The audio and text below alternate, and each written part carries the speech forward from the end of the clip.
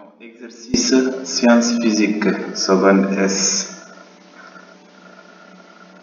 Équilibre d'un solide soumis à des forces concurrentes. Première question, on demande les forces s'exerçant sur le chariot.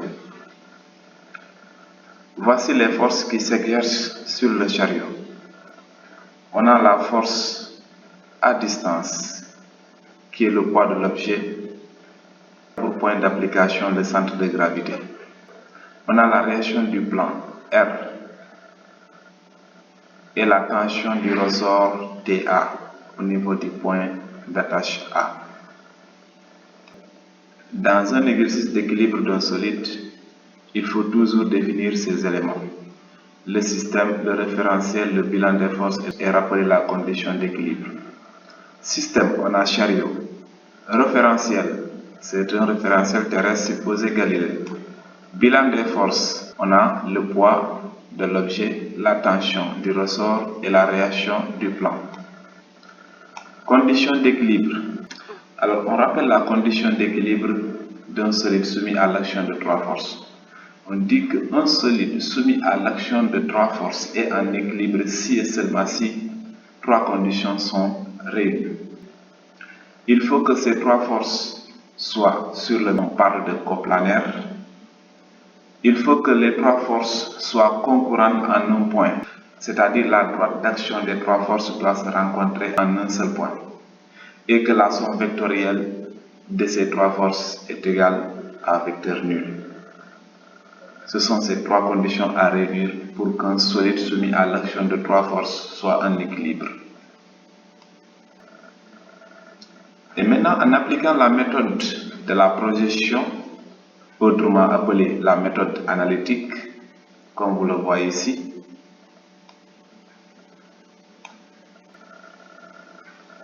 suivant x exprime, on a la tension T, on a Px,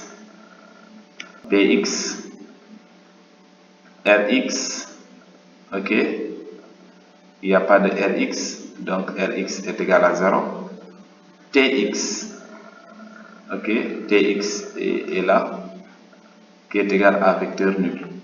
Que représente Px? Que représente Px par rapport à l'angle alpha? Et si on considère le triangle formé par ces deux vecteurs, on voit que le côté Px est égal à P sinus alpha. Parce qu'ici nous avons un triangle rectangle, on applique trigonométrie. Sinus de l'angle est égal à côté opposé sur l'hypoténuse. Et le côté opposé représente Px, l'hypoténuse ça représente P. Comment est le sens du vecteur Px par rapport à x'? On voit que Px est de sens opposé par rapport à x'. Donc, on mettra moins. On a moins mg fois sinus alpha plus t égale 0. On transpose le t, ça donne moins t. Et les moins se simplifient. Finalement, on aura t égale mg sinus alpha. Et en prenant G est égal à 10 newtons par kilogramme, en faisant l'application numérique, on aura M qui est égal à 1000 grammes, correspond à 1 kg. Donc on aura 1 fois 10 qui est G fois sinus 30 degrés. Donc ce qui implique que T égale à 5 newtons.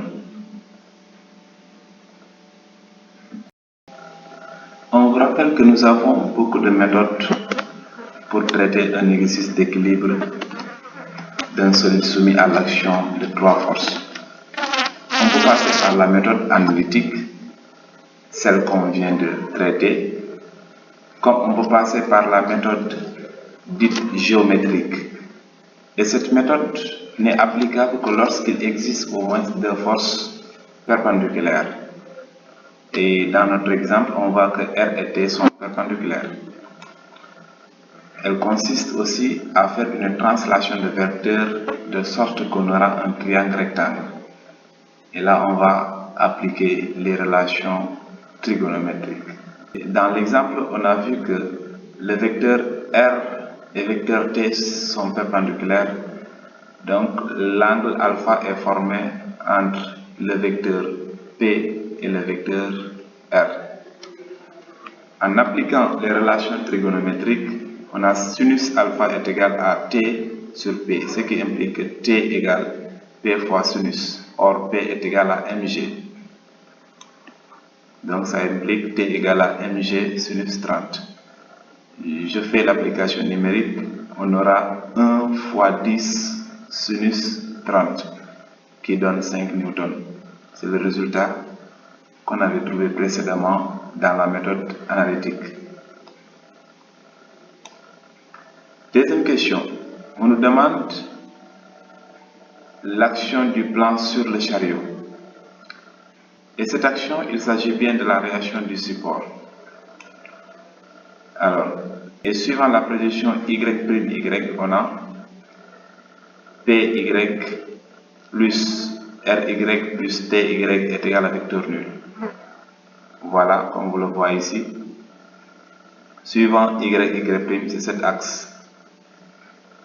On y trouve PY, RY et TY. Malheureusement, il n'y a pas de T suivant Y et Y', donc TY égale à 0. Et finalement, on a moins mg cosinus de l'angle 30 plus R est égal à vecteur nul. Regardez ici. PY en considérant le triangle formé par P et l'angle alpha. En considérant ce triangle, on voit que PY est sur le côté adjacent de l'angle alpha. Donc on applique cosinus de l'angle. Pourquoi le moins? Voyez vous-même. Le vecteur PY s'oppose à l'axe YY'.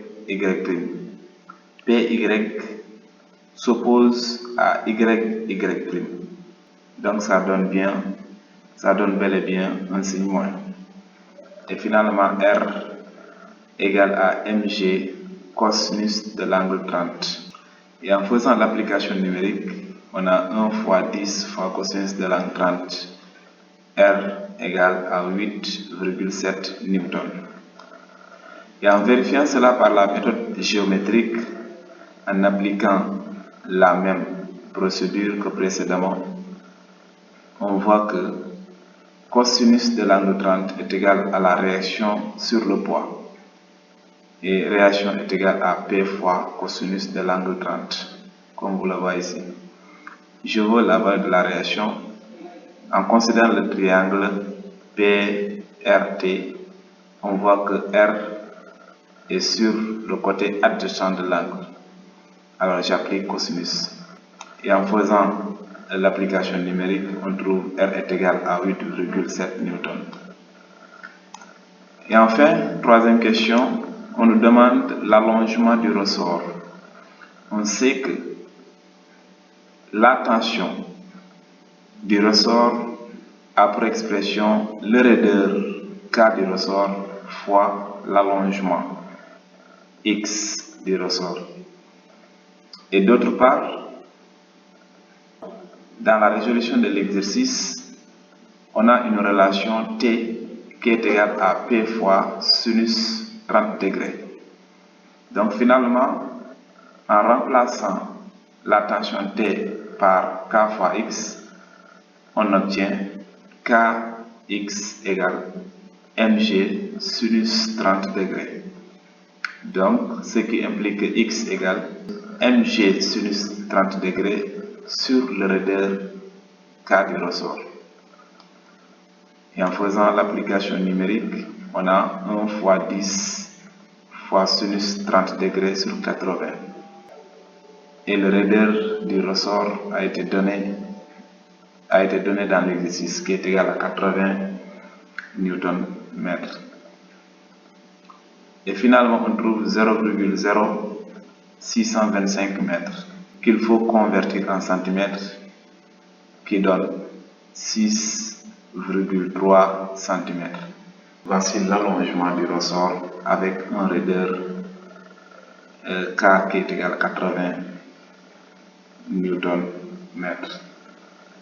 C'est ici que prend fin cet exercice. Merci de votre aimable attention. N'oubliez pas de vous abonner.